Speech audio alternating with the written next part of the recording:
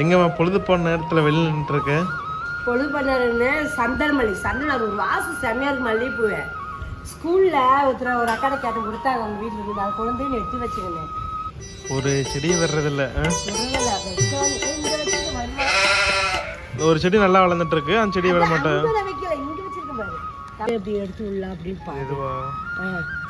அதோட சாணி வைக்கணும். கொஞ்சம் சாணி உங்களுக்கு கிடைக்கும், அங்கே மாடு மேய்ஞ்சுது, கொஞ்சம் சாணி இருந்தால் அது குச்சி கொஞ்சம் வச்சு விடலாம். இங்கே ஒரு வச்சிருக்கிறேன், இப்பயே வாங்கி வச்சுட்டேன் வராதுமா அப்படின்னு. மழை பெய்யுது, மழை பெய்யறத வச்சிருக்கேன். இங்கே ஒரு வச்சிருக்கிறேன், அப்புறம் தொட்டிக்குள்ள அங்கே இடம் சும்மா தான் இருக்குது, அங்கே ஒரு வச்சிருக்கிறேன் பார்க்கலாம் அப்படின்னு. எது வருதா 3 இடத்துல எது பொழைச்சாலும் ஓகே.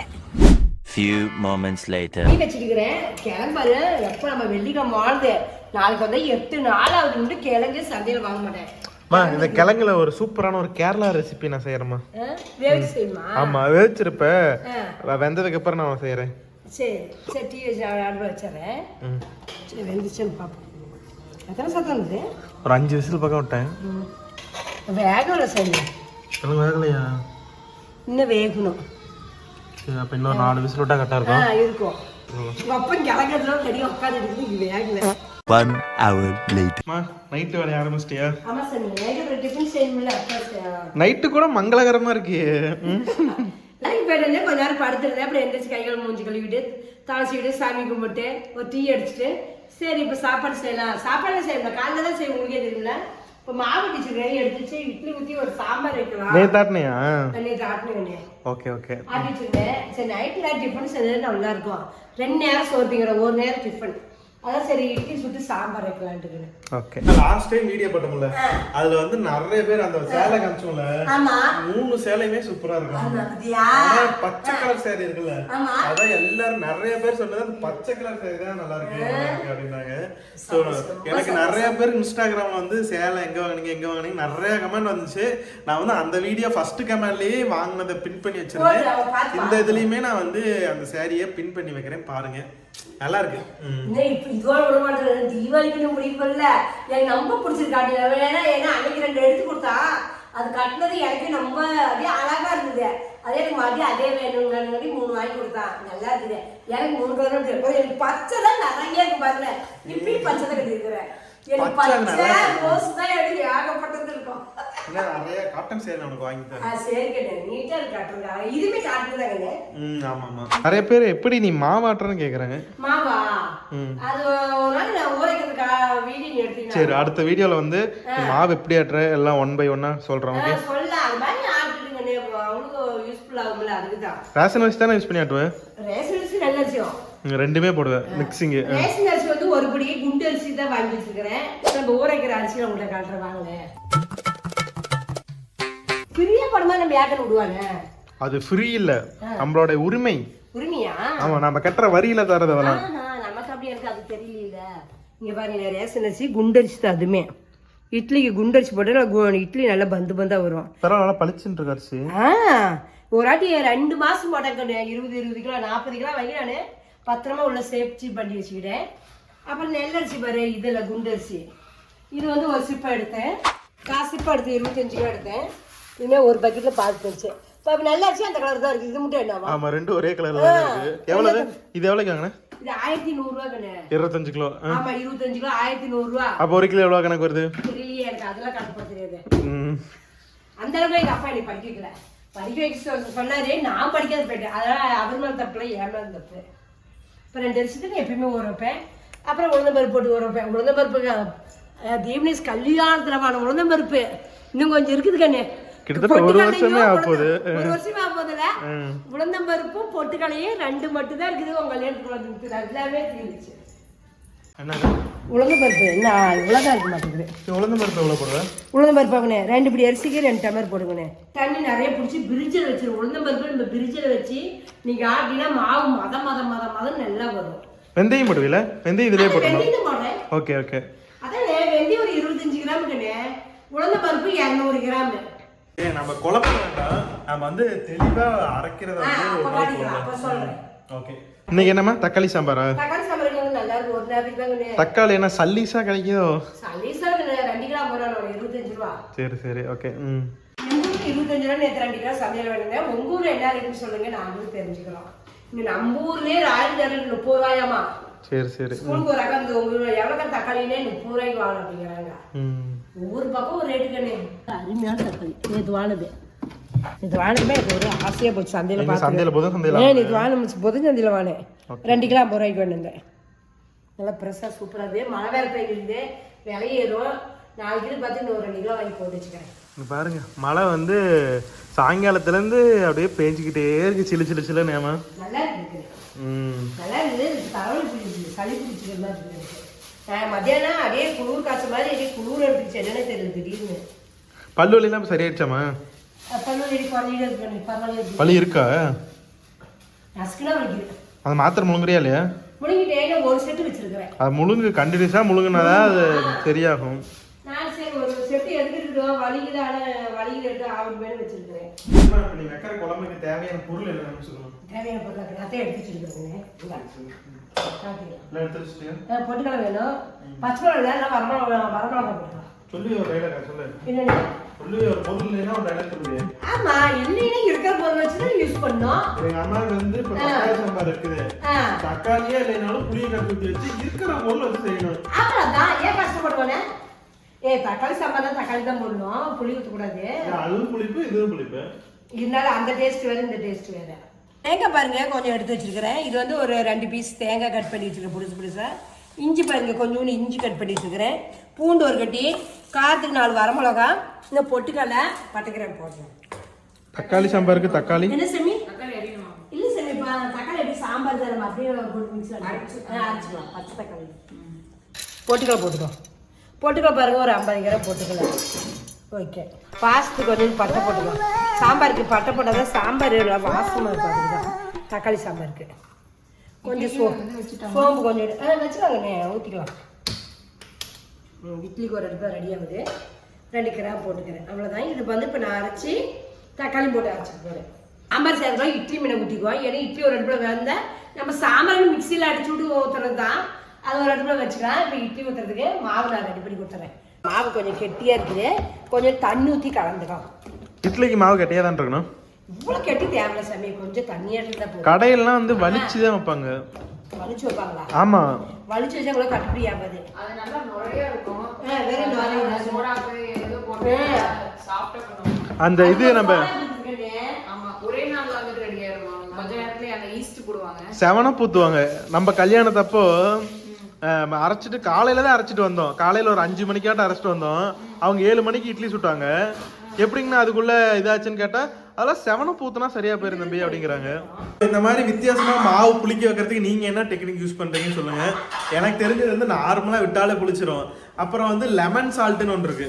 லெமன் சால்ட் போடுவாங்க, 7 ஊத்துவாங்க, இளநீ தண்ணி ஊத்துவாங்க. இதெல்லாம் வந்து இளநீ தண்ணிலாம் ஊத்துவாங்க.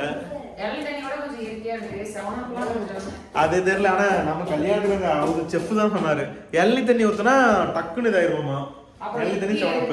ஒலை வச்சு அது கொதிக்குள்ள தண்ணி, அது கொதிக்கும் போது வந்து நம்ம இட்லி ஊத்தினோம்னா நல்லா கொஞ்சம் சாஃப்டா வரும். அது இது ஷார்ட்ஸ்ல தான் பார்த்தேன். எங்க வீட்ல எங்க அம்மா ஒலை வச்சுட்டு அப்புறமா தான் இட்லி ஊத்துவாங்க.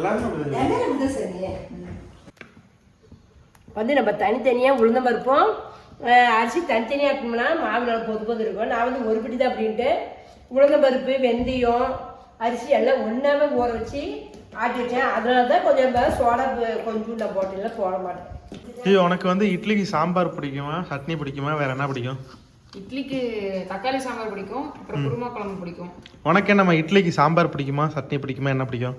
சட்னி நல்லா இருக்குங்க. சாம்பார் சட்னினா தக்காளி சட்னி சூப்பராக இருக்கும். தக்காளி சட்னி, புதினா சட்னி, இந்த மாதிரி சட்னி சாம்பார் நல்லா இருக்கும். கடலை சட்னி சும்மா சைடுக்கு ஊற்றிக்கலாம், சைடிஸ். வந்து இட்லிக்கு வந்து நல்லா நாட்டுக்கோழி குழம்பு தான் எனக்கு ரொம்ப பிடிக்கும். நீ இப்போ ஓகேன்னு சொல்லி நான் போய் எடுத்துட்டு வருவேன். நான் லைட்டு நீ 11 மணிக்கு சொன்னாலும் நான் தேடி கண்டுபிடிச்சு விடிய எடுத்துட்டு வருவேன். நான் கடைக்காரங்களை எழுப்பி விட்டேன், நான் கொடுங்க ப்ளீஸ், நான் கெஞ்சி கேட்டா வாங்கிட்டு வருவேன். நாக்குக்கு ஒரு தேவைன்னா கண்டிப்பா அதை செஞ்சே ஆகணும். எதுக்கு அதெல்லாம் கண்ட்ரோல் பண்ண தேவை. இயற்கையை நம்ம எப்பயுமே கண்ட்ரோல் பண்ணக்கூடாது. உடம்புக்கு கெடுதலான உணவுலாம் நிறைய இருக்குல்ல, அதெல்லாம் பிடிக்குன்னு சாப்பிட கூடாதுல்ல. உடம்புக்கு கெடுதலாமா? அது நல்லதுதான். எல்லாமே அளவு தான். அளவுக்கு மேல எல்லாமே அபூர்வம். ஆனா என்ன நடந்தா அது அபூர்வ ராகங்கள். அமிர்தமும் நஞ்சு. அபூர்வ ராகங்கள். அவன் என் வாய் வரையும் மாற்றி தப்பா சொல்றேன். அளவுக்கு மீறினால் அபூர்வ ராகங்களும் நஞ்சு. அபூர்வ ராகங்கள். அது ஒரு படம் தெரிஞ்சுக்கா. சரி, இப்போ இதை நம்ம அரைச்சிக்குவோம். இன்னும் பொடி பண்ணிட்டு அப்புறம் தக்காளி கொஞ்சம் தண்ணி அரைச்சி போறேன். அமிர்தமா இருந்தாலுமே அளவுக்கு மீறி போச்சுன்னா அது வந்து என்ன சொல்லி விஷம். பஞ்சு பஞ்சு பஞ்சுல நஞ்சு எல்லாமே அளவுதான். அதாவது படத்தோட பேர்லாம் நல்லா வச்சிருக்காங்கல்ல, அபூர்வ ராகங்கள், ஊருக்கு உழைப்பவன். ஊருக்கு உழைப்பவன் நம்ம படம் இருக்கு. ஆமா இருக்கே, கேள்விப்பட்டிருக்கேம்மா. இங்க பாரு, நீ பாத்துக்கு அறுத்து போட்டுட்டு இருக்க பாத்தியா. அப்புறம் வந்து தாய் சொல்ல தட்டாத தலைப்ப பாட்டெல்லாம் பாடிட்டு இருக்க. சிரிக்காத, தக்காளி போடுறியா சொன்னியா? என்கிட்ட சொன்ன வீடியோ சரி, அதை அரைச்சு முடிச்சோடனே தக்காளி போட்டுருனேம்மா. எவ்வளவு தக்காளி? தக்காளி வந்துக்கொண்டு ஒரு எவ்வளவு சொல்றது, ஒரு 200 கிராம் இருக்குண்ணே. தக்காளி கொஞ்சம் நிறையவே போட்டுருக்கேன். 4 பேரு ஒரு நேரத்துக்கு சாப்பிட்டுக்கலாம். ஒரு நேரத்துக்கு நீங்க தக்காளி உங்களுக்கு புழுப்பு தகுந்த மாதிரி போடுங்க. நான் வந்து சாம்பார் கொஞ்சம் கிராக்கியா இருந்தா இவ்வளவு தக்காளி தான் போடுவேன், 3 தக்காளி தான் போடுவேன். இப்போ 25 கிராம் போது ஒரு 200 கிராம் தக்காளி எடுத்து போடுவேன். 7 வெங்காயம் எறிவேன், 1 வெங்காயம் போதும் சாம்பாருக்கு. ஏன் நீ வெங்காயம் விலை ஏறிடுச்சு தானே அப்படி சொல்ற? இல்லைங்க, போதும் சார் ஒரு நேரத்துக்கு. வெங்காயம் சாயமா இருந்தா வெங்காயம் எவ்வளோ 50 ரூபா. என்னது கத்தி சாணம் பிடிக்கிறது எனக்கு வந்து எதாச்சும் அறியறதுனா ரொம்ப பிடிக்கும். அதனால வீடியோ இருக்கிறத விட்டுட்டு எங்கிட்ட கேமரா கொடுத்துட்டு அப்படியே வாங்கி எரிஞ்சிட்டு இருக்கிறது. இப்படி சாணம் பிடிச்சிட்டு அறிஞ்சோம்னு வச்சுக்கோங்களேன், அப்படியே வெண்ணெய் அறிகிற மாதிரி அறியும், சூப்பரா இருக்கும். நாம பண்ணதுலாம் தெரியல, நாம மாடி என்னென்ன வச்சோம், நாங்க மாடி என்னென்ன வச்சோம்.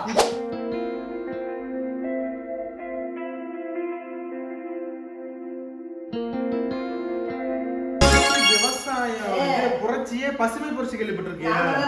பசுமை புரட்சி நாம சொல்லலாமா? நாங்க வந்து மொட்டை மாடி புரட்சின்னு வந்து ஆரம்பிச்சோம். மொட்டை மாடி புரட்சி 36 வயதிலே படத்திலே பார்த்தாச்சு. அந்த படத்துக்கு இன்ஸ்பயர் யாரு? அது வர ஜோதிகா யாருன்னு நினைச்சிட்டு இருக்க? யாரு? எங்க அம்மா தான். அது 36 வயசுல எங்க அம்மா வந்து அந்த மாதிரி அவங்க படத்துக்காக 36 வயசுன்னு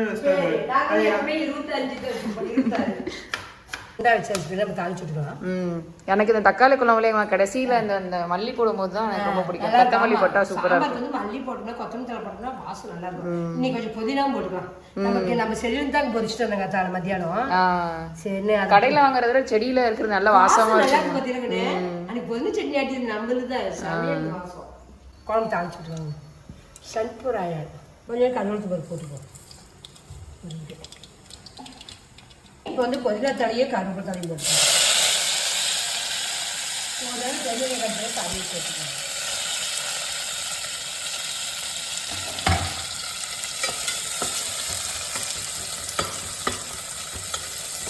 வெங்காயம் நல்லா கொஞ்சம் செவக்க வதக்கிட்டு நம்ம அரைச்சி வச்சு சாம்பார் எடுத்து ஊற்றிக்கலாம்.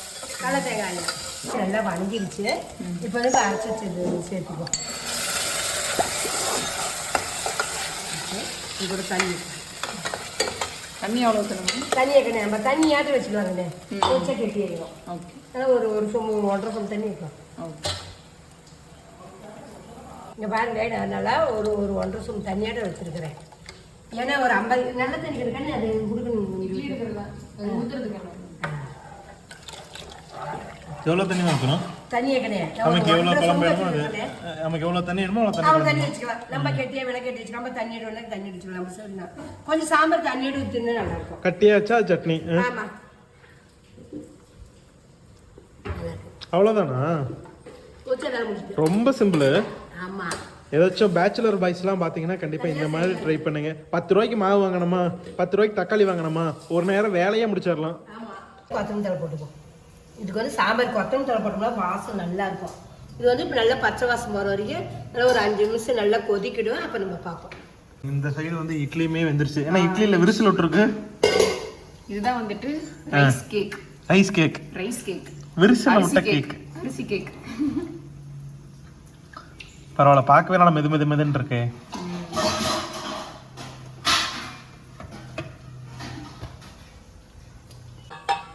முழுசா முடிச்ச பொங்கி பொங்கி கீழே போயிடும், கொஞ்சம் சன்னமாக இருக்கட்டும். இது மேலே ஏழாம் தேதி, இது மேலே அவங்க வேலை தான். இட்லி அவங்க ஊற்றி பார்த்துக்கோங்க. எத்தனை தட்டு இன்னும் ஊற்றுறது? இன்னும் எத்தனை தட்டு? பெரிய தட்டு ஒன்று ஊற்றினா போதும். போதும் சாமி, போதும். இன்னும் ஒரு பெரிய தட்டு ஊற்றி போதும் போதும். ரெடி, சாப்பிடலாம். சாப்பிட்டாங்க, நான் தான் சாப்பிடுவேன், அந்த அப்பா சாப்பிடல. நீ இட்லி உணவுக்குதே என்ன சாப்பிட்டீங்க? அது அதுக்கு 3 சாப்பிட்டோம். இட்லி பாருங்க, நல்லா புஷ்ஷுன்னு நல்லா இருக்குது. நல்லா பந்து பந்தா நல்லா இருக்குது. சாம்பார் சுட சுட மலமோடத்துக்கு இருக்கும், நல்லா சாப்பிட்டா சூப்பராக இருக்கும். அப்படியே பிச்சு இட்லி தொட்டு நம்ம சாப்பிட்டோம்னா எப்படி சூப்பராக ஒன்றா இருக்குது, அருமையாக இருக்குது. நல்லா வாய்க்கு ருசியாக நல்லா இருக்குது. இந்த மாதிரி நீங்கள் தக்காளி சாம்பார் ஒரு ட்ரை பண்ணி பாருங்கள், எப்படின்னு சொல்லுங்கள், நாங்கள் தெரிஞ்சுக்கிறோம். இந்த வீடியோ வந்து நீங்கள் முழுசாக பார்த்துருப்பீங்கன்னு நம்புகிறேன். கண்டிப்பாக வந்து இதே மாதிரியே ரெசிபி நீங்களும் ட்ரை பண்ணி பாருங்கள். இந்த வீடியோ நீங்கள் பிடிச்சிருந்ததுன்னா கண்டிப்பாக நம்ம சேனல் என்ன சப்ஸ்கிரைப் பண்ணாமல் வந்தீங்கன்னா நம்ம அம்மாக்கு இப்போ சப்ஸ்கிரைப் பண்ணிக்கோங்க. அடுத்த வீடியோவில் பார்க்கலாம். Tata, bye bye, see you.